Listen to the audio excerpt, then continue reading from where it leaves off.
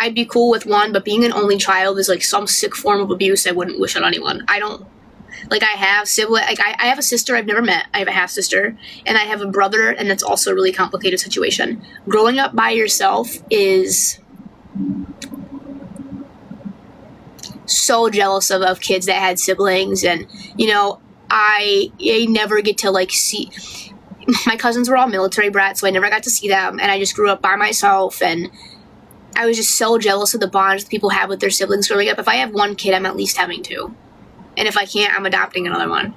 Growing up an only child is so miserable. Especially because, like, I can't guarantee I'll be an aunt. I can't guarantee they'll have cousins or anything. Yeah, I have to. I feel like they have to have a sibling. It's just mean. Like, the holidays and shit. Like, oh, you get more presents. Oh, that doesn't... I would have rather had siblings.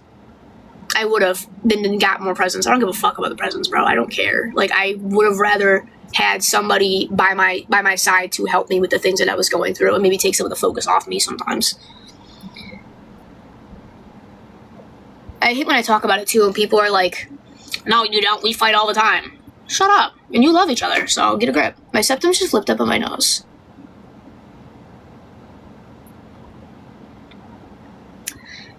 I'm not even gonna do it. Where are you in pain from? I have suspected endometriosis. I don't know what exactly is wrong, but when I'm on my period, I throw up and black out, and, like, I need it below freezing so I can fall asleep. Otherwise, I just can't be awake or it's excruciating. I had a bowel obstruction, and when I got it, I genuinely thought I got my period. That's how painful my periods can be. And it's just miserable, and even when I'm not on my period, my uterus still always hurts. My pelvic floor always hurts. Something is very wrong. I have cysts on my ovaries, and it's suspected now that the lesions on my intestines that caused my obstruction might have come from endometriosis. And I've had colonoscopies and all this shit because I thought I had colon cancer at first. That's another thing. When I was 16, my great-grandma had just passed away. She had colon cancer. When I was 16, I went to an eye exam to get fitted for glasses, and I took some tests that told me basically, like, my underlying health issues. It was $39. It's some Osmo something. It's, like, relatively new technology. It was, like, 5 years ago. So I took the test. They're like, you're a very high risk of colon cancer, and you need to get a colonoscopy by the time you're, like, 25. So the whole time I'm going through this thing, I'm like, oh my god, I have asshole cancer. I'm like, are you guys serious right now? And then it wasn't that. And now I still have to be on the lookout for that. My grandma had, like a foot of her colon removed or something because she had, like, something precancerous or high risk. But, yeah, I'm in the process of figuring out what exactly is wrong with my uterus and all that pain. And then on top of that, I have gastroesophageal reflux disease, which gives me dietary restrictions. I can't have carbonated drinks or caffeinated drinks or spicy food. I'm not supposed to have fast food, but Lord knows I do it. And my throat always hurts and feels like it's just falling out of my body. I have horrible heartburn all the time and globus dysphagia. I just feel like something's stuck in my throat.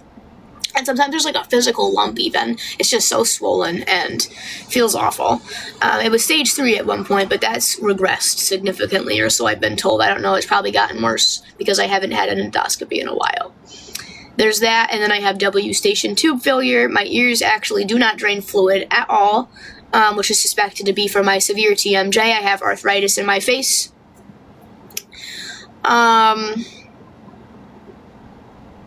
So chronic sinusitis, TMJ, W-station tube failure, suspected endometriosis, irritable bowel syndrome, which is more painful than you think. Well, because I have IBS-C specifically, but anemia. I don't even remember everything at this point. Like, I have a lot wrong, and I'm in pain in a lot of different places. My throat, my ears, my jaw, my sinuses, my uterus, most notably. And the anemia gives me, like, breathing problems.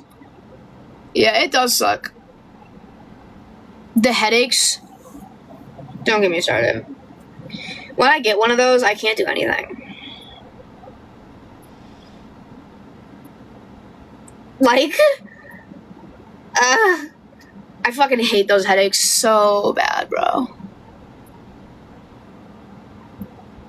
I'll look into that because my heartburn is so bad no matter what I do. I feel like no matter what I eat or what I cut out of my diet, it happens anyway. And it literally feels like something is just stuck in my throat. I have a feeling I have TMJ.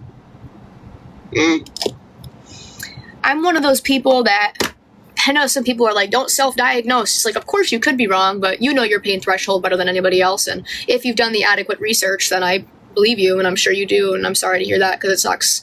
You know, it's funny. When I started going for my sinus issues and my ear issues, they told me that I was looking for painkillers. I was 15.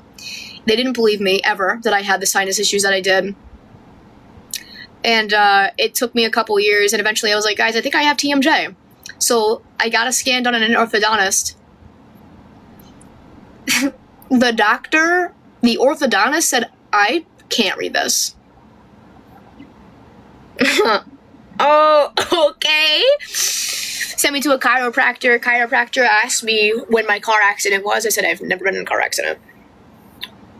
So, I don't know. Some things like that are just genetic, or maybe something happened that I don't remember, or that didn't feel significant at that time. Self-diagnosing mental health. I feel like I have a lot of hot takes on this topic. So obviously, social media brings a lot of stigmas to certain mental health conditions. So if you're looking at TikTok relatable ADHD videos and you come to the conclusion you have ADHD, I don't agree with that.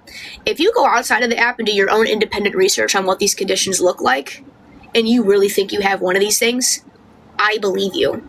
Medical diagnostic criteria is founded in research done exclusively in male anatomy. Women are underdiagnosed and underassessed for all of these things because we have different symptoms, especially with autism. We have different symptoms. That is a fact. They don't screen for them. They don't care. They just say we mask well and we hide it well. That's not true. That's not how that works. I didn't know I had autism until I was 18. I don't think that's fair. And I think that only we know what we go through and what our heads actually look like. So the best person to probably tell you what exactly you're going through is you.